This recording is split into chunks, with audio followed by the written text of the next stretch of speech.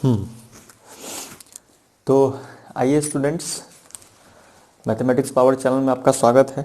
और आप लोग अगर 10th पास कर गए हैं तो आप ये वीडियो देख सकते हैं। हालांकि आईसीएससी वाले 9th वाले भी इस वीडियो लेक्चर को देख सकते हैं, उनके सिलेबस का ये पार्ट है। ठीक, तो हम लोग शुरू करने जा रहे हैं आज सब्जेक्ट जिसका कि नाम है फिजिक्स।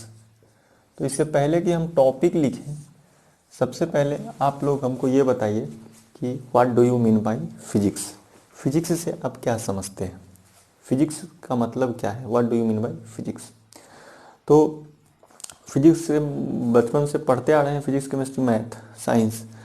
तो हम लोग कहीं ना कहीं बताते हैं कि फिजिक्स में जो है हम लोग नेचुरल फेनोमिना वगैरह पढ़ते हैं, नेचर में क्या लॉज हैं ये सब बता सकते हैं।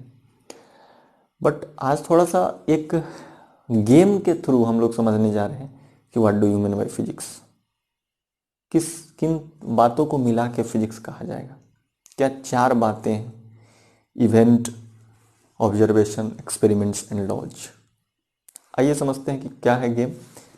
ठीक, तो एक हम लोग एक चेस बोर्ड बनाते हैं। क्या बनाते हैं? Chess board.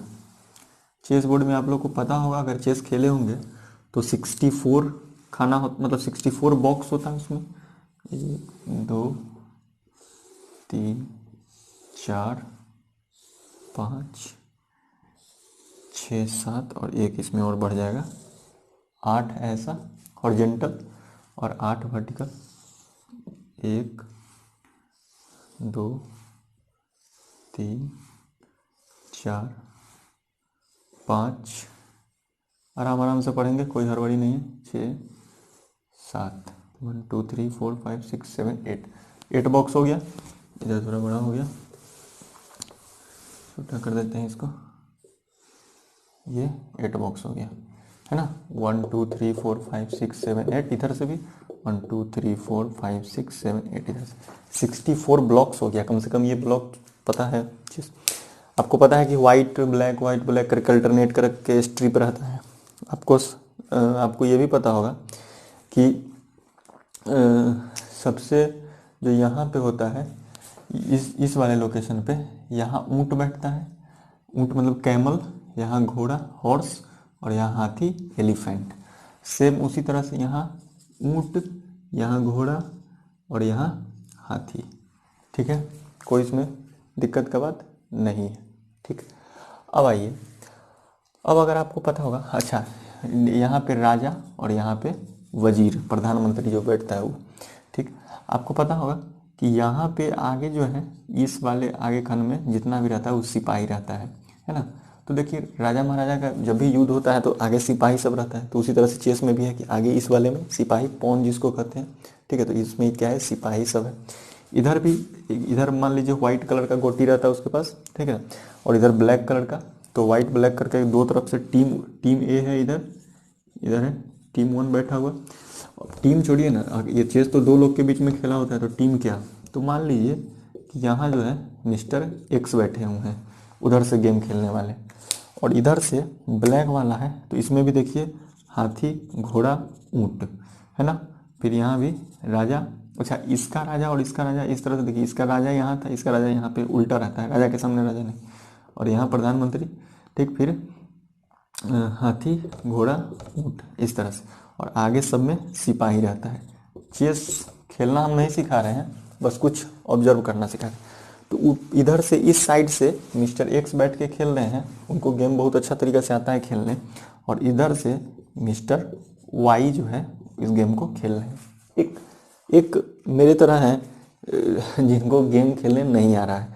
तो इधर मान लीजिए कि मिस्टर जेड जो है, जिनको चेस का गेम नहीं आ रहा है, तो नहीं आ रहा है तो बेचारे देखेंगे बगल में बैठ के। ठीक है, तो उनको देखना है और सीखना है कि क्या हो रहा है। तो ये क्या देखते हैं कि इस गेम में क्या होता है कि पता चल रहा है क्या कि घोड़ा के बारे में अगर बात करें, हाथी घोड़ा ऊँट, तो घोड़ा के अगर बारे में बात करें तो वो 2.5 घर चलता है। यानी कि यहाँ से चला 1 2 2.5 ऐसे हो गया, या फिर 1 2 यहाँ से चला तो 1 2 2.5 ऐसे हो गया। तो घोड़ा जो है 2.5 घर चलता है। तो मिस्टर जेड क्या देखा कि घोड़ा चल रहा है 2.5 घर, इधर भी चल सकता है और इधर भी चल सकता है। तो मिस्टर जेड के पास ना एक डायरी है, उस डायरी पे लिख लिए कि घोड़ा कैसे चलता है, एक रूल बना लिए, ठीक, एक रूल बना लिए। क्लियर? आगे देखिए फिर क्या हुआ कि ये जो है हाथी घोड़ा ऊँट, तो फिर देख रहे हैं कि हाथी को देख रहे हैं कि कितना भी घर चल ले रहा है, हाथी जो है वो कितना भी घर चल रहा है, लेकिन हाथी हमेशा सीधा चल रहा है। हाथी जो है हमेशा यहाँ से अगर मान लें हाथी चलना स्टार्ट कर रहा है तो ऐसे सीधा चल रहा है, समझे, इधर जा रहा है, तो हमेशा हाथी जो है वो सीधा चलता है, जा कहीं भी सकता है, जा कहीं भी सकता है, लेकिन हाँ वीडियो सब सही है, बिल्कुल ठीक से चल रहा है। तो देखिए, तो ये हाथी जो है ऐसे चला, फिर ऐसे चला, मतलब चलते चलते पीछे बैक नहीं हो रहा है, आगे जाके फिर ऐसे मुड़ जा रहा है। क्लियर? फिर वो पीछे जा रहा है, मतलब उसी रास्ते पे पीछे नहीं जा सकता उस तरह से, मतलब एक बार जब आगे बढ़ गए हैं तो उसको आगे से ही बढ़ा के पीछे लाना है, पीछे डायरेक्ट आप बैक नहीं जा सकते। ये हाथी के साथ होता है। तो फिर मिस्टर जेड देखे कि अच्छा हाथी ऐसा चलता है, फिर एक रूल में लिख लिए कि अच्छा ठीक है हाथी ऐसा चलता है, पीछे जाने के लिए आगे जाके ही पीछे जाना पड़ेगा, उसी में पीछे नहीं जा सकता है, ठीक। तो सिंपल रूल था ये, कोई दिक्कत नहीं था, रूल लिख रहे थे। उसके बाद देखें, अच्छा ऊँट का बात करते हैं अगर, तो ऊँट डायगोनली चलता है, ऊँट जो है वो डायगोनली चलता है, यहाँ से यहाँ डायगोनली इस तरह से चल सकता है। तो ऊँट जो है diagonally alternate white black colour का जो स्ट्रिप रहता है उसमें चलते रहता है। तो एक रूल लिख लिया इस तरह से। माथा तो तब इसका खराब हो जाता है ना कि जब ये वजीर जो है, ये वजीर डायगोनली भी चलता है, हॉरिजॉन्टली भी चलता है, वर्टिकली भी चलता है, समझ रहे हैं, मतलब जैसा मन वैसा ये वजीर चल रहा है अपना इस तरह से। तो ये थोड़ा सा इनको कन्फ्यूजन हो गया, इनको क्या हो गया, कन्फ्यूजन हो गया। फिर कभी ये तो हो गया मेन गोटी का। और फिर कभी देख रहे हैं कि जो पहला बार आप देखे होंगे कि फर्स्ट टाइम जब आप प्यादा को आगे बढ़ाते हैं तो आप उसको 2 घर बढ़ाते हैं, क्या ना, आप अगर चेस खेलते हैं तो आपको पता होगा कि फर्स्ट टाइम जब ये प्यादा बढ़ेगा तो 2 घर बढ़ेगा, उसके बाद ये एक घर बढ़ेगा सीधा। तो ये नोट कर लिया होगा। फिर अगला बार एक जब आगे प्यादा देख रहा है तो एक ही घर बन रहा है। तो फिर सारा बात को मिला के, जैसे पहले बार देखा होगा कि प्यादा को 2 घर मिलाया, तो ये रूल लिखा होगा क्या कि प्यादा जो है वो 2 घर चलता है, यहाँ जो प्यादा है पॉन जो है वो 2 घर आगे चलता है। लेकिन फिर अगला बार देखा होगा, नेक्स्ट टाइम जब कभी प्यादा चलाया होगा तो उसको एक ही घर चलाया होगा। तो फिर ये अपने रूल में कुछ चेंज किया होगा, रूल में कुछ चेंजेस करने पड़े होंगे, ठीक है, ठीक। मेरा सारा कहानी सुनिएगा, रूल में कुछ चेंज करने पड़े हो गए होंगे। अच्छा, उसके बाद वजीर में ये कन्फ्यूजन हो गया, तो इसको थोड़ा शक हुआ तो ये वजीर को एक बार और चलवा के दिखाएगा, तब ना उसको ऑब्जर्व करवाएगा कि अच्छा क्या ये इस तरह से चल रहा है, ठीक है। तो ये 2-3 बार एक्सपेरिमेंट भी करना चाहेगा, तभी तो ये देखेगा कि एक्चुअल बात पता लगा पाएगा वजीर के बारे में। तो ओवरऑल अब आपको हम चेस नहीं सिखा रहे हैं, ओवरऑल कहने का मतलब यहाँ पे ये है कि सारा रूल वगैरह जो है ये मिस्टर जेड बना लिया, ठीक। 2-3 बार 4 बार चाल देखा, एक्सपेरिमेंट किया, सारा रूल बना लिया। अब हम आपसे अगर बात पूछें कि क्या ये मिस्टर जेड जो है वो चेस उसको आ गया, सीख गया, क्या वो परफेक्ट हो गया, तो आंसर है नहीं। क्यों? क्योंकि ये उसी तरह का चीज़ है जैसे बंदूक चलाना आपको सीखना है तो आप देख के नहीं सीख सकते, गाड़ी चलाना आपको सीखना है तो आप देख के नहीं सीख सकते, आपको गाड़ी चलाना खुद होगा। आपको कोई बता देगा कि कहाँ पे ऑब्स्टेकल आएगा, कहाँ पे ब्रेक लेना है, कहाँ पे क्लच लेना है, तो वो आप लिख तो लेंगे, लेकिन जब तक आप चलाएंगे नहीं ना, आप 100% लिख के ले लीजिए, जब तक आप चलाएंगे नहीं, जब तक आप तैरना नहीं, जब तक आप पानी में नहीं उतरेंगे आप तैरना नहीं सीखेंगे। तो सेम वही तरह का यहाँ पे चीज़ हो रहा है। तो इस चेस को कंपेयर किया गया है नेचर से, इस चेस को कंपेयर किया गया है नेचर से, और नेचर को कभी कंप्लीटली समझा नहीं जा सकता है। इसलिए क्यों? क्योंकि जब तक ये नेचर में खुद इन्वॉल्व नहीं होगा नहीं समझ पाएगा। तो कहने का मतलब है कि यहाँ इस चेस के गेम में रिलेट किए हैं कि सबसे पहले कुछ इवेंट हुआ, सबसे पहले क्या हुआ, कुछ इवेंट हुआ। चेस का गेम यहाँ पे इवेंट है, या फिर राजा का चलना, पौन का चलना, हाथी का चलना, घोड़ा का चलना, ये सब क्या है, एक इवेंट है। इस इवेंट को ऑब्जर्व कर रहे हैं मिस्टर जेड, 2 लोग हैं, दोनों लोग के उधर दोस्त एक बैठा हुआ है, उसको ऑब्जर्व कर रहा है। तो इवेंट को ऑब्जर्व करने का काम किया मिस्टर जेड ने बाद में। जब ऑब्जर्व कर रहा था तो देखे कि जब वजीर चल रहा था तो बहुत कंफ्यूजन हो गया था, है? जैसे न्यूटन को कंफ्यूजन नहीं हुआ था कि सेब क्यों गिरा है, न्यूटन को कंफ्यूजन हुआ कि सेब नीचे ही क्यों गिरा, सेम उसी तरह कंफ्यूजन यहाँ पे आ रहा है। तो क्या अगर सेब गिरा है तो इतना कंफ्यूजन बस हो के न्यूटन को शांति मिल गया था क्या? नहीं, न्यूटन फिर अलग अलग ऑब्जेक्ट्स को गिरा के देखे कि अच्छा देखते हैं कि मार्कर गिर रहा है कि नहीं, देखते हैं, हम खुद थोड़ा टेबल पे चढ़ जाते हैं, टेबल से उछल जाते हैं, टेबल से छलांग मार के देखते हैं कि हम गिरते हैं कि नहीं, ऐसा समझ में। तो उसके बाद ऑब्जर्वेशन करने के बाद क्या करना पड़ता है, अगर आप कोई भी चीज़ ऑब्जर्व कर रहे हैं तो आप उसको फिर से करके देखते हैं ना, फिर से, तो उसको ही तो कहा जाता है एक्सपेरिमेंट। क्या कहा जाता है? एक्सपेरिमेंट कहा जाता है। चौथा, जब आप एक्सपेरिमेंट कर लिए, कोई चीज़ ऑब्जर्व किए, एक्सपेरिमेंट किए, आपका एक्सपेरिमेंट सक्सेस रहा हर केस में, तो फाइनली आप बनाते हैं लॉज। क्या बनाते हैं? लॉज। आप लोग क्लास 9th में अगर बेसिक पढ़े होंगे ग्रेविटेशन एक बार, तो क्या आपको नहीं पता है कि न्यूटन्स यूनिवर्सल ग्रेविटेशनल लॉ बना था? सबसे पहले एक इवेंट हुआ, सेब गिरा, ठीक, फिर ऑब्जर्व, न्यूटन ने ऑब्जर्व किया उसको, फिर एक्सपेरिमेंट किया, क्या कि न्यूटन ने अलग अलग चीज़ों को गिरा के दिखाया, फिर एक लॉ बना दिया गया कि every body in this universe attracts every another body by the force which is called force of gravitation. तो ये चार चीज जो हुआ ना, दिस इज कॉल्ड फिजिक्स। ये क्या है? Physics and nothing else. Physics यही है, event observe, event observation, experiment observation लिख लीजिए यहाँ पे, event observation experiment laws, this is called physics. तो लिख लेंगे कि फिजिक्स इज द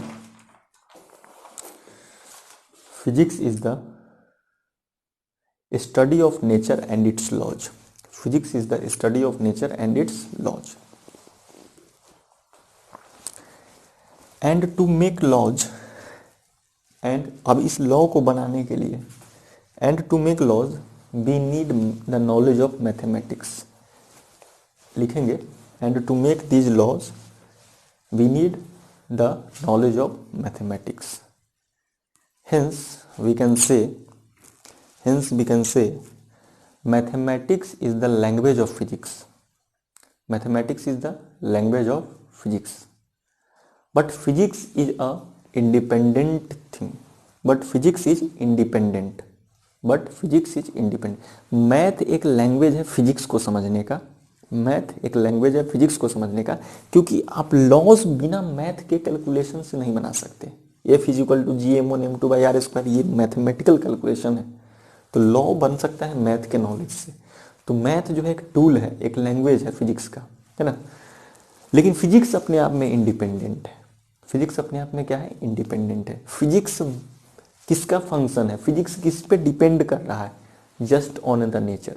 लिख लीजिए, physics only and only depends upon the nature. Physics nature याद रखेंगे।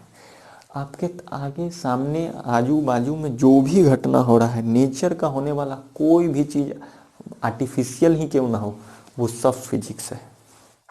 और कोई भी आर्टिफिशियल चीज़ जो बना है, चाहे आपका पंखा हो जाए, चाहे आपका ट्रीटमेंट वाटर जो आप RO UV लगाते हैं वो हो जाए, चाहे आपका वॉशिंग मशीन हो जाए, चाहे आपका फ्रिज हो जाए, कुछ भी अगर आप देख पा रहे हैं अपने आप आगे सामने और आपको लग रहा है कि इसको इंसान ने बनाया है, तो बनाया तो इंसान ने है बिल्कुल, लेकिन वो कहीं ना कहीं से उसको चुराया है कंसेप्ट को, कि किसी चीज़ को देखा है, और वो किसको देखा है? तो वो नेचर को देखा है।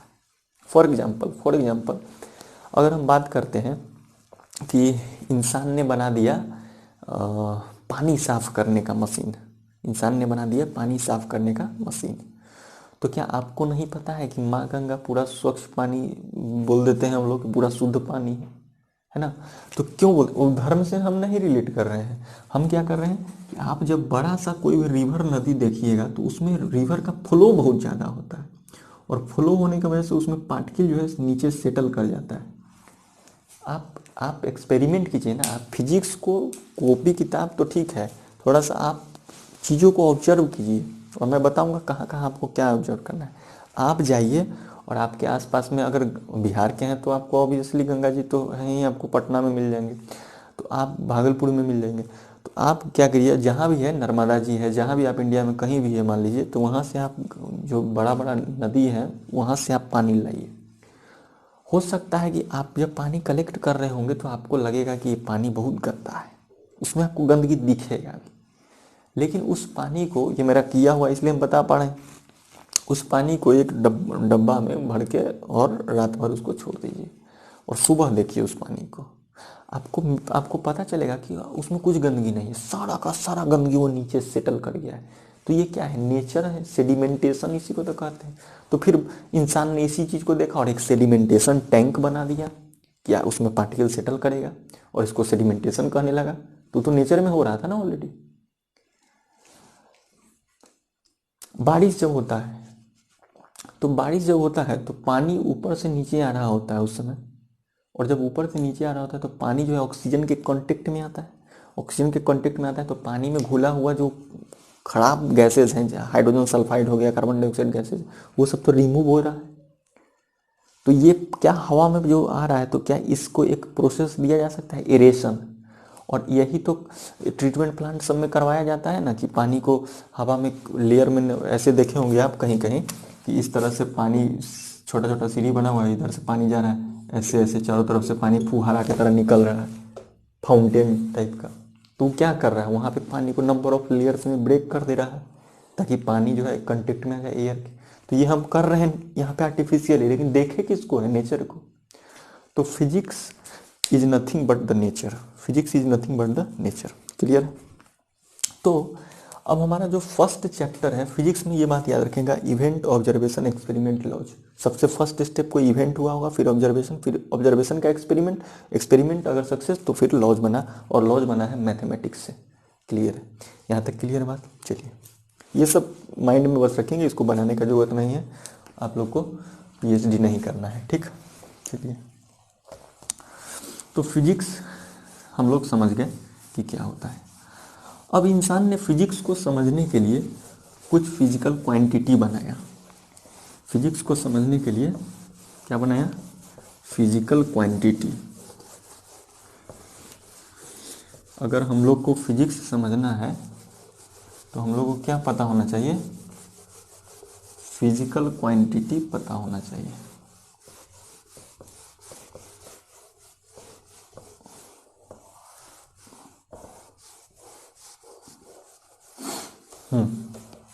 तो आइए, अगर हम लोग को फिजिक्स समझना है तो हम लोग को फिजिकल क्वांटिटी पता होना चाहिए।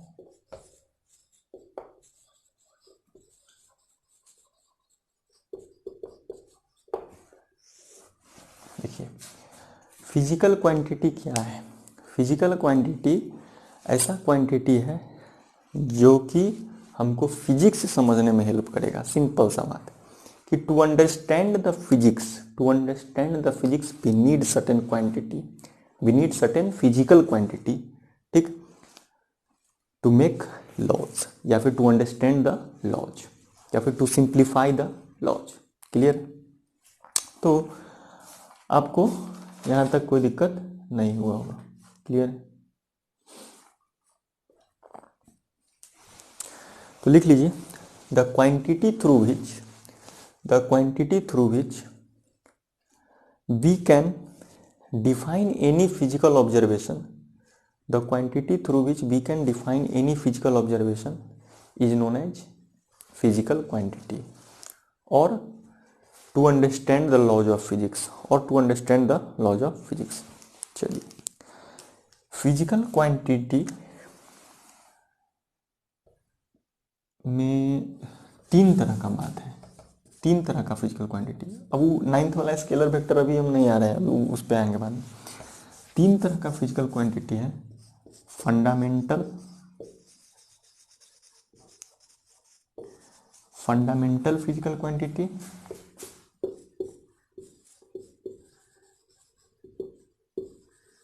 डिराइव्ड फिजिकल क्वांटिटी और सप्लीमेंट्री। देखिए फंडामेंटल वाला बहुत इंपॉर्टेंट है। फंडामेंटल या फिर इसी को बेस क्वांटिटी भी कहते हैं।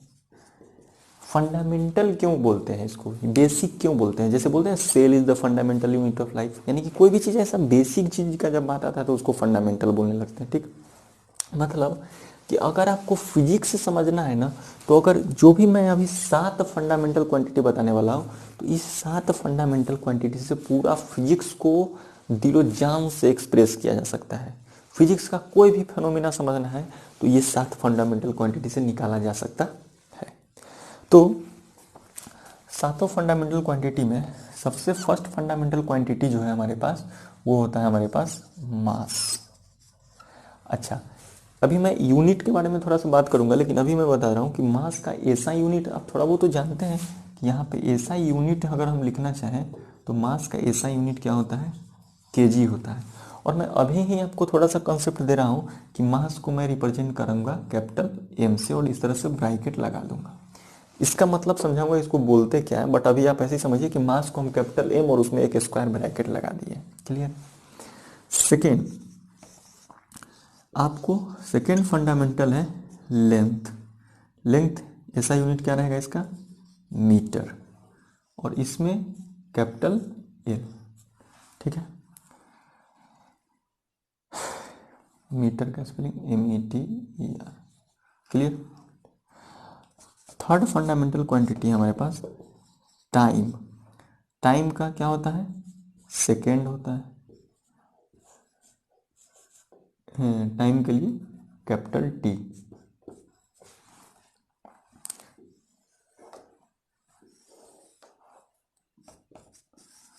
मास, लेंथ, टाइम, टेम्परेचर। हम तो ये 9th क्लास में बेसिक पढ़ा दिया करते हैं बच्चों को, लेकिन अभी 11th है तो इसमें फिर से हम एक बात बता देते हैं। इसमें टेम्परेचर का क्या है ऐसा यूनिट, केल्विन। टेम्परेचर का डिग्री सेल्सियस भी होता है, लेकिन डिग्री सेल्सियस ऐसा ही नहीं है, ऐसा ही केल्विन ही होता है। तो इसका सिंबल क्या हो जाएगा, के। टेम्परेचर को बहुत जगह आपको थीटा से भी रिप्रेजेंट किया हुआ रहेगा, तो ज़्यादातर तो के से रहेगा, लेकिन थीटा से कहीं कहीं तो आप समझ जाएंगे, के और थीटा। 5, इसके बारे में हम बात करेंगे बाद में, अभी लिखिए बस। मास, लेंथ, टाइम, टेम्परेचर। उसके बाद इलेक्ट्रिक करंट। इलेक्ट्रिक करंट हमारा, इलेक्ट्रिक चार्ज हमारा फंडामेंटल नहीं होता है, इलेक्ट्रिक करंट फंडामेंटल क्वांटिटी होता है। Electric current. लोगों ने बैठ के सोचा होगा कि किसको फंडामेंटल बोला जाए, तो उसमें ये 7 लिस्ट में आया था। ठीक है, और लोग, अब बात तो है, मान लीजिए आपको कोई काम कहते हैं, आपके घर में शादी है, अगर आपको कार्ड लिखने के लिए कहते हैं तो आप सोच लेते हैं कि 10 आदमी का कार्ड है मान लीजिए, तो 10 आदमी का लिख लेते हैं, लेकिन नहीं सोचते, पता नहीं लगा, कोई पूछ देता है अगर कि अरे इसको लिखा है, तो आप भूल गए रहते हैं, तो बाद में एक एक्स्ट्रा कार्ड लेके उसका नाम लिख लेते हैं। तो वही ये जो भूल गया था ना, तो बाद में सप्लीमेंट्री 2 लगाया गया। सप्लीमेंट्री है ना, अपन लोग एग्जाम में फेल भी कर जाते हैं तो बाद में सप्लीमेंट्री होता है, क्रॉस लग जाता है, फेल नहीं। Electric current. इलेक्ट्रिक करंट का ऐसा यूनिट है एम्पियर, और इसका सिंबल है, या तो आप आई से भी डिनोट कर दीजिए, चाहे कैपिटल ए से। कैपिटल ए को ज़्यादा प्रेफरेंस दीजिए, नॉर्मल बुक्स में आई भी रहता है। ठीक है, छठा अमाउंट ऑफ सब्सटेंस। ये केमिस्ट्री में आप लोग पढ़े होंगे 9th क्लास में, मोल के बारे में, वही है ये अमाउंट ऑफ सब्सटेंस, मोल, और इसको रिप्रेजेंट भी करेंगे ऐसे ही मोल से। 7th लुमिनियस इंटेंसिटी, ये ग्रेजुएशन का टॉपिक होता है, तो ये 11th 12th में नहीं आएगा। ये इंटेंसिटी का बात हालांकि हम लोग करेंगे 11th 12th में, अभी करेंगे इसी चैप्टर में। लुमिनियस इंटेंसिटी, इसका यूनिट होता है कैंडेला, क्योंकि फिजिक्स को पूरा डिफाइन करना है तो इसलिए इसको यहाँ पे रखा गया, ये हमारे सिलेबस में भी नहीं है। तो ये 7 फंडामेंटल क्वांटिटी हमारे पास होता है, mass, length, time, temperature, electric current, amount of substance, luminous intensity. इसको एकदम रट जाना है आपको, ये याद होना चाहिए, ये सबका सिंबल के साथ याद होना चाहिए। क्लियर? तो क्या होता है फंडामेंटल क्वांटिटी? देखिए, फंडामेंटल जो भी क्वांटिटी है उसको आप डिफाइन नहीं कर पाइएगा। आप उससे पूछेंगे कि व्हाट इज मास, तो आप सोचने लगेगा कि क्या होता है। बहुत लोग है तो बोल दीजिएगा कि it is the content of the matter, ऐसा कुछ। लेंथ को बोल देंगे तो आप डिफाइन नहीं कर पाइएगा, टाइम को बोलेंगे तो आप डिफाइन नहीं कर पाइएगा, टेम्परेचर को बोलेंगे आप डिफाइन नहीं कर पाइएगा, इलेक्ट्रिक करंट तो हालांकि डिफाइन कर लीजिएगा, मोल भी डिफाइन कर लीजिएगा, लेकिन आप मास, लेंथ, ये सब तरह का चीज़ आप डिफाइन नहीं कर पाइएगा। तो क्या ये डिफाइन नहीं किया जा सकता है? किया जा सकता है। और ये आज आप लोग का होमवर्क है, ये आप लोग का होमवर्क है। क्या है होमवर्क? आपके एनसीईआरटी में या फिर किसी भी बुक में देखेंगे, आप एनसीईआरटी से रेफर कर लेंगे, 7 फंडामेंटल क्वांटिटी का एक बॉक्स बना के डेफिनेशन दिया गया है। उसको स्टैंडर्डाइज्ड डेफिनेशन बनाया गया है, समय के साथ उसमें कुछ बदलाव भी किया गया है।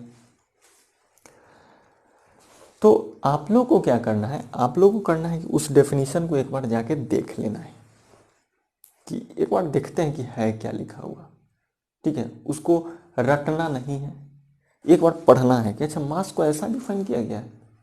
बस नॉर्मली एक बार जाके रीड कर लेना है। बस आज का होमवर्क है आपका कि इसको क्या डेफिनेशन दिया गया है। तो हमको उस डेफिनेशन से मतलब नहीं है, बट हम आपको बता रहे हैं बात कि ये बताने के लिए कि इसका डेफिनेशन मौजूद है, क्या होता है इलेक्ट्रिक करंट। ये सब तो हम लोग सिलेबस में आगे आगे पढ़ेंगे भी, बट आप एक बार इसको जाके देखेंगे जरूर। प्लीज़ प्लीज़ एकदम बोल रहे हैं, जाके आप एक बार देखिए जरूर। ठीक, अब बात करते हैं कि व्हाट इज फंडामेंटल क्वांटिटी। तो फंडामेंटल क्वांटिटी उस क्वांटिटी को कहते हैं जिसको डिफाइन करने के लिए किसी अदर क्वांटिटी का जरूरत या हेल्प लेना नहीं पड़ा। माइंड करिएगा मेरे बात को। फंडामेंटल क्वांटिटी वो क्वांटिटी होता है जिसको डिफाइन करने के लिए किसी अदर पैरामीटर, किसी अदर क्वांटिटी का जरूरत हम लोग को नहीं पड़ता है। तो लिख लेंगे, fundamental quantity are those quantity, fundamental quantity are those quantity which are independent from other quantities। कैसे? एग्जाम्पल, क्या अगर आप हमसे मेरा मास पूछिए तो क्या हम आपको ऐसा बोलते हैं क्या कि मेरा मास है 50 kg नॉर्थ डायरेक्शन में? क्या उसको किसी डायरेक्शन का जरूरत है क्या? 50 kg 20 डिग्री सेल्सियस पे हम बता रहे हैं क्या? क्या यहाँ का टेम्परेचर बढ़ जाएगा तो मेरा मास बदल जाएगा क्या?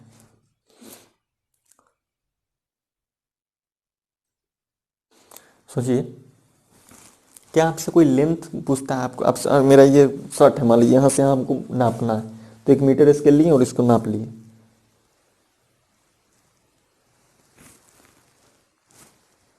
तो क्या हम बोलेंगे क्या कि 2 मीटर वेस्ट डायरेक्शन में, साउथ डायरेक्शन? नहीं ना, 2 मीटर 50 kg के साथ, ऐसा कुछ नहीं बोले। तो ये सारा क्वांटिटी इंडिपेंडेंट है, अपने आप में एकदम प्योर है, नेचुरल, एब्सोल्यूट है एकदम। ठीक है, तो फंडामेंटल क्वांटिटी जो कि इंडिपेंडेंट नहीं होता है, इसका मतलब डिराइव्ड क्वांटिटी इंडिपेंडेंट होता होगा। तो डिराइव्ड क्वांटिटी हम लोग सेकेंड लेक्चर में बात करते हैं। अभी हम लोग सप्लीमेंट्री 2 क्वांटिटी देख लेते हैं, वो भी हम लोग को सिलेबस में नहीं है उस तरह से अभी पढ़ना, 11th 12th में है, मतलब आगे करके है। एक होता है सप्लीमेंट्री में हमारा, डिराइव्ड को अभी हम छोड़ रहे हैं नेक्स्ट वीडियो के लिए। सप्लीमेंट्री में एक होता है हमारे पास एंगल, और वो भी प्लेन एंगल, इसको हम बोल रहे हैं प्लेन। पहला है हमारा प्लेन एंगल और दूसरा है हमारा सॉलिड एंगल। प्लेन एंगल क्या होता है? प्लेन एंगल समझते हैं, प्लेन एंगल क्या होता है? इसका यूनिट होता है रेडियन और इसका यूनिट होता है स्टेरेडियन। बस याद रखेंगे, आपको नोट यहाँ पे जानकारी देना था इसलिए बता दी है, बाकी आपको इसको ज़्यादा डिटेल नहीं समझना है। प्लेन एंगल समझते हैं। देखिए, बोर्ड क्या है? एक प्लेन है। क्यों प्लेन है? क्योंकि यहाँ एक हमारे पास y एक्सिस है और यहाँ हमारे पास एक x एक्सिस है, तो एक्स वाई प्लेन कहलाता है ये। ठीक है, तो अगर इस प्लेन में हम एक बात कहें कि ये एक लाइन हम एल ड्रॉ कर दिए हैं, तो ये एक्स एक्सिस से जो यहाँ पे एंगल घूमे हैं, तो ये एक प्लेन पे एंगल घूम रहे हैं, ठीक है। एक प्लेन पे, यहाँ पे ऐसे एक प्लेन है तो प्लेन पे एंगल हम घूम रहे हैं, ऐसा कुछ, या फिर ये वर्टिकल प्लेन है तो ऐसा घूम रहे हैं। तो जब प्लेन पे एंगल घूमेगा तो उसको हम लोग प्लेन एंगल कहते हैं, ठीक है। और इसको हम लोग रेडियन में मेजर करते हैं। इसको समझने का बहुत अच्छा तरीका है, 9th-10th में अगर आप लोग हैं तो अच्छा, 11th में 9th-10th अगर पास करके आए हैं तो आपको ये सब बिल्कुल पता होगा कि अगर एक सर्कल का सेंटर है और ये रेडियस है, ये रेडियस यहाँ से इतना आर्क चला है अगर ए टू बी, और ये अगर एंगल थीटा है, ये रेडियस है, और ये जो है आर्क है आर्क ए बी, तो आपको पता होगा कि एंगल बराबर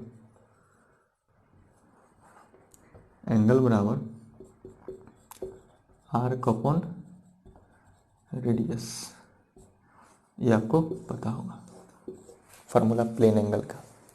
सॉलिड एंगल क्या होता है, आइए समझते हैं।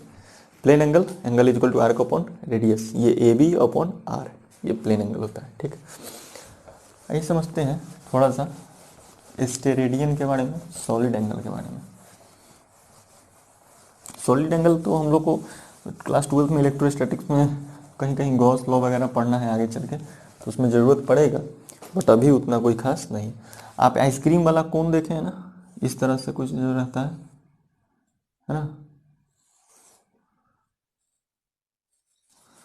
तो यहाँ पे जो इसके अंदर जो सॉलिड कोन बन रहा है ना, यहाँ पे जो सॉलिड एंगल इसके अंदर बन रहा है, इसी को बोलते हैं सॉलिड एंगल। मतलब एक से ज़्यादा सरफेस टाइप का है चीज़, है ना। जैसे ऐसे अगर समझ लीजिए,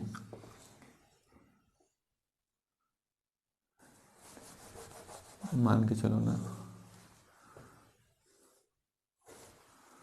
कुछ इस तरह का भी चीज़ है, अगर